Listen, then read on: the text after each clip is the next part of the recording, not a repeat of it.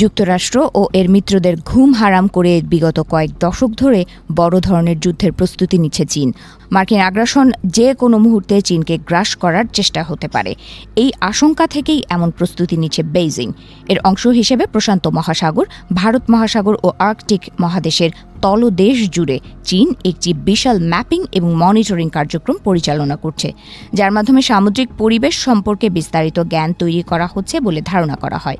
যুক্তরাষ্ট্র ও তার মিত্রদের বিরুদ্ধে সাবমেরিন যুদ্ধ পরিচালনার জন্য এই সামুদ্রিক অবস্থার বিস্তারিত জ্ঞান অত্যন্ত গুরুত্বপূর্ণ বলে মনে করছেন নৌ বিশেষজ্ঞরা। 2024 এবং 2025 সাল জুড়ে ওশান ইউনিভার্সিটি অব চায়না দ্বারা পরিচালিত গবেষণা জাহাজ ডংফাং হং 3 তাইওয়ান এবং মার্কিন ঘাঁটি গুয়ামের নিকটবর্তী সমুদ্রে এবং ভারত মহাসাগরের কৌশলগত এলাকাগুলোতে বারবার যাতায়াত করেছে। বার্তা সংস্থা রয়টার্সের পর্যালোচনা করা শিপ ট্র্যাকিং এমন তথ্য জানা গেছে। অবশ্য চীনের ওশান ইউনিভার্সিটি জানায় 2024 সালের অক্টোবরে ওই গবেষণা জাহাজ জাপানের কাছে সমুদ্রের তলদেশের বস্তু শনাক্ত করতে সক্ষম শক্তিশালী চীনা সেন্সরগুলো পরীক্ষা করেছিল। গত বছরের মে মাসে আবারও একই এলাকায় গিয়ে এটি পরীক্ষা চালায়।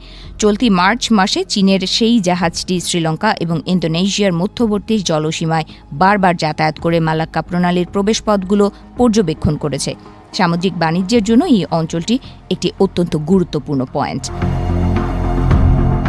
চীনের ওশান ইউনিভার্সিটির দাবি, জাহাজটি কাদা জরিপ এবং জলবায়ু গবেষণা করছিল, কিন্তু ওশান ইউনিভার্সিটির শিক্ষাবিদদের লিখিত একটি বৈজ্ঞানিক গবেষণাপত্র মতে এটি সমুদ্রের তলদেশে ব্যাপক ম্যাপিংও পরিচালনা করেছে। নৌযুদ্ধ বিশেষজ্ঞ এবং মার্কিন নৌবাহিনীর কর্মকর্তারা বলছেন, ডংফাং হং 3 জাহাজটির মাধ্যমে যে ধরনের গভীর সমুদ্রের তথ্য সংগ্রহ করা হচ্ছে তা চীনকে সমুদ্রের তলদেশের একটি বাস্তব চিত্র দিচ্ছে। এর মাধ্যমে চীন নিজেদের সাবমেরিনগুলোকে আরও কার্যকরভাবে মোতায়েন করতে পারবে, এমনকি শত্রুপক্ষের সাবমেরিনগুলোকেও সহজেই খুঁজে বের করতে পারবে। অস্ট্রেলিয়ার সাবমেরিন বাহিনীর প্রাক্তন প্রধান পিটার স্কট বলেন, এই জাহাজগুলোর জরিপের তথ্য চীনা সাবমেরিনগুলোর জন্য যুদ্ধক্ষেত্র প্রস্তুত করতে সম্ভাব্য অমূল্য হতে পারে।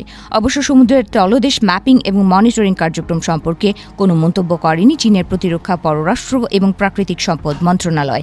মার্কিন নৌ গোয়েন্দা দপ্তরের commander rear admiral Mike Brooks বলেন, চীন নাটকীয়ভাবে তাদের সামুদ্রিক জরিপ সম্প্রসারিত করেছে। চীনা গবেষণা জাহাজগুলোর মাধ্যমে সম্ভাব্য সামরিক গোয়েন্দা তথ্য সংগ্রহ একটি কৌশলগত উদ্বেগের বিষয় বলে উল্লেখ করেন তিনি।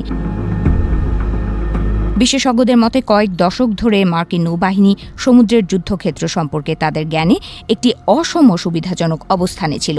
চীনের এই প্রচেষ্টা সেই সুবিধাকে নষ্ট করার হুমকি দিচ্ছে। এটি যুক্তরাষ্ট্র ও এর ইউরোপীয় মিত্রদের জন্য উদ্বেগজনক বলে মনে করছেন তারা।